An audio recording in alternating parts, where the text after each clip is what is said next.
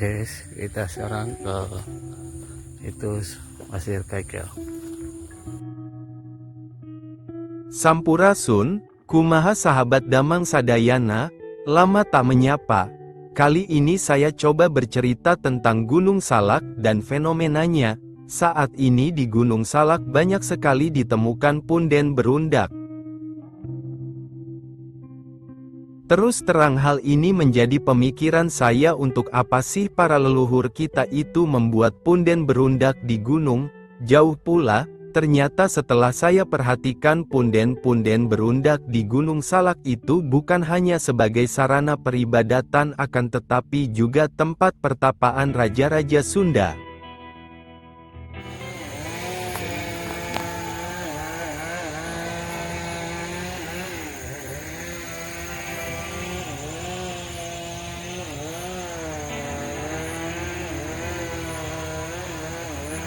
Ke atas guys, nanti kita ke atas.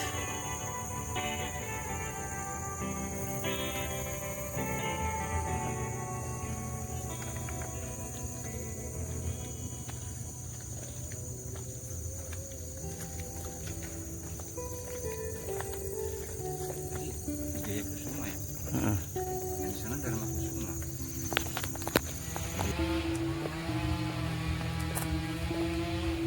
Guys, kita naik hutan lagi guys, naik gunung Salak. Assalamualaikum. Oke, kita ekspor lagi. Kali ini kita di situs Pasir Kaca yang posisinya dekat Arca Domas, cuman agak lebih naik lagi. Ikuti terus guys.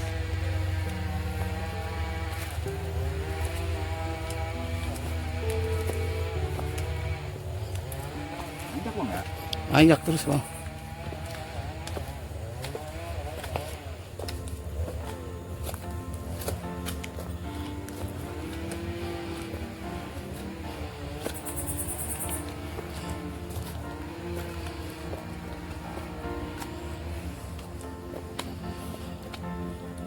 Mau air minum lagi bang. Kan gue bilang nanjak bang, naik ke atas ini.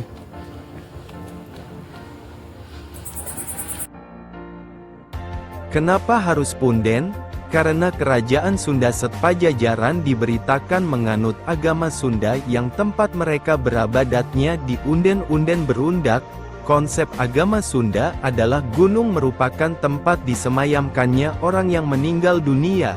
Di bawah gunung merupakan daerah untuk tempat tinggal, di bawah tempat tinggal tempat untuk berladang.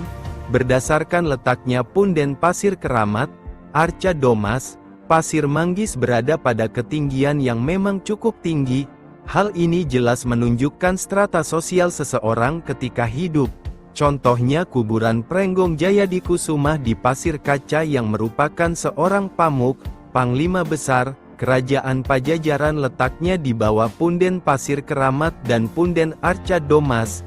Jelas sekali terlihat sang pamuk tidak berani bersanding dengan atasannya yang dia hormati, sehingga ketika sang pamuk meninggal kuburannya terletak di pasir yang berada di bawah kedua punden yang saya sebutkan tersebut.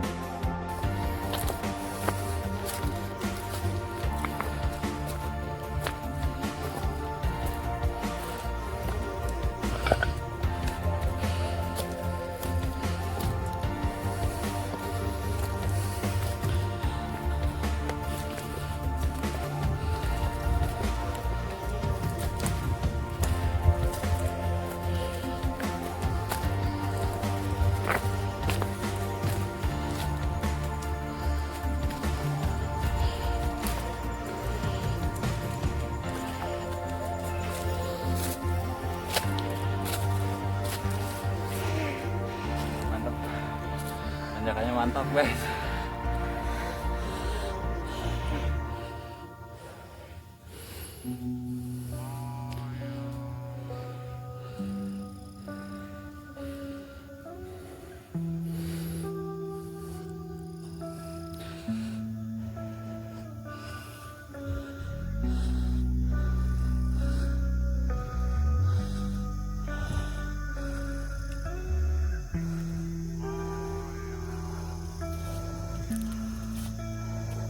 Lanjut.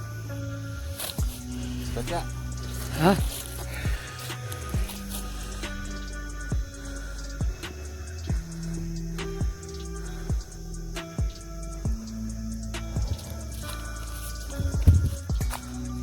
Lanjut.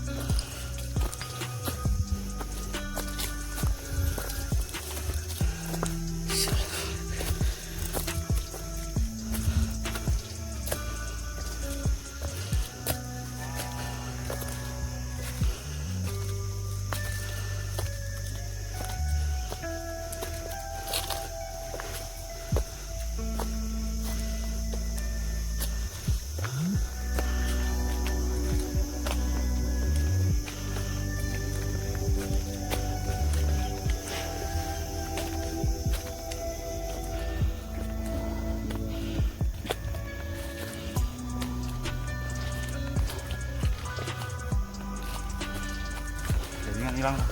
Hah? Ngeblank.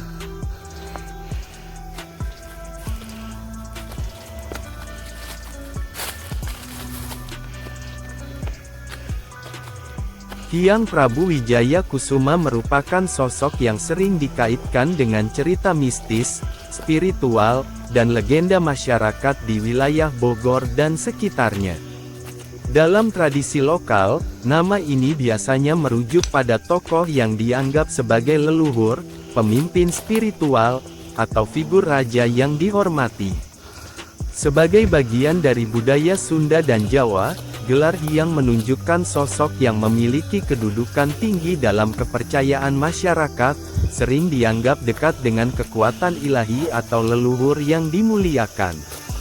Prabu Wijaya Kusuma sering dihubungkan dengan berbagai kisah sakral, khususnya yang berhubungan dengan kekuatan alam, spiritualitas, atau perlindungan suatu daerah.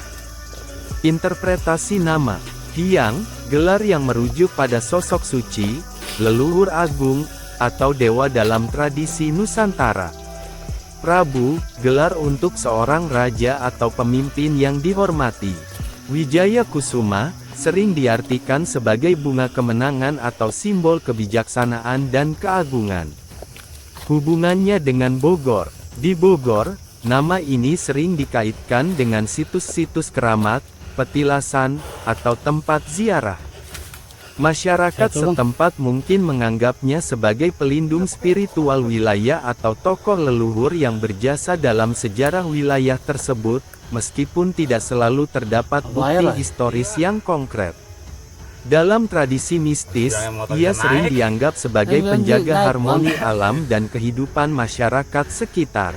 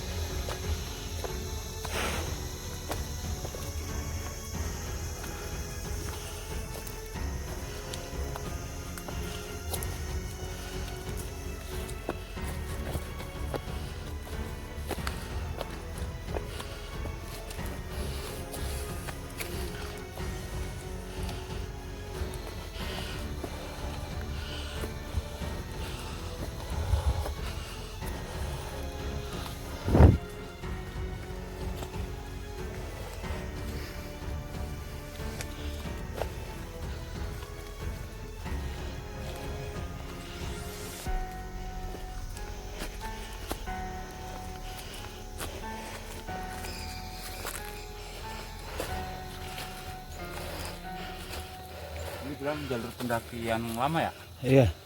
Yang ke Kawah Ratu ya? Puncak Manik. Puncak Manik. Oke guys, kita melalui jalur pendakian yang kawah Puncak Manik.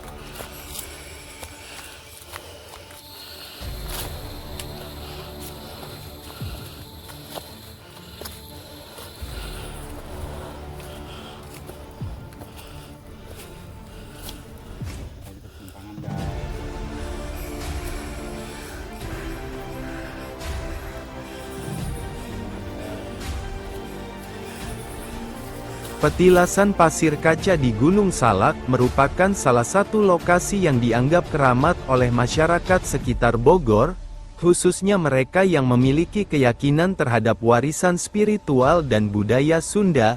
Lokasi ini sering dikaitkan dengan sosok-sosok mistis seperti Hyang Prabu Wijaya Kusuma, yang dipercaya sebagai salah satu tokoh leluhur atau penjaga spiritual kawasan Gunung Salak. Legenda dan cerita Pasir Kaca 1, kisah Hyang Prabu Wijaya Kusuma. Dalam beberapa cerita, Hyang Prabu Wijaya Kusuma digambarkan sebagai tokoh spiritual agung yang menguasai ilmu kebijaksanaan dan kekuatan batin. Pasir Kaca dipercaya sebagai salah satu tempat beliau melakukan meditasi atau semedi untuk mendapatkan pencerahan spiritual. Lokasi ini dianggap sebagai titik energi positif yang kuat dan sering dikunjungi oleh mereka yang mencari ketenangan atau berkah. 2. Nama Pasir Kaca. Nama Pasir Kaca berasal dari kepercayaan bahwa pada masa lalu, lokasi ini memiliki batuan atau pasir yang berkilauan seperti kaca, simbol dari kebersihan hati dan pikiran yang dibutuhkan untuk mencapai spiritualitas tinggi. Meskipun kini kilauan tersebut tidak lagi terlihat secara fisik, keyakinan terhadap kekuatan spiritual tempat ini masih kuat. Hubungan dengan Gunung Salak. Gunung Salak sendiri dianggap sebagai gunung keramat oleh masyarakat Sunda. Banyak situs di sekitar gunung ini, termasuk Pasir Kaca, yang diyakini sebagai tempat bersemayamnya para leluhur atau tokoh mistis yang melindungi wilayah tersebut. Pasir Kaca dipercaya memiliki energi mistis yang mampu memberikan keberkahan kepada pengunjung yang datang dengan niat baik. Tradisi dan aktivitas ziarah dan meditasi. Banyak orang yang datang ke Pasir Kaca untuk berziarah, bermeditasi, atau memanjatkan doa. Mereka percaya bahwa tempat ini memiliki kekuatan spiritual yang dapat membantu membersihkan energi negatif dan mendekatkan diri kepada Yang Maha Kuasa. Ritual adat. Pada waktu-waktu tertentu, terutama malam-malam tertentu seperti Jumat Kliwon, petilasan ini menjadi tempat dilakukannya ritual adat untuk menghormati leluhur dan memohon keselamatan.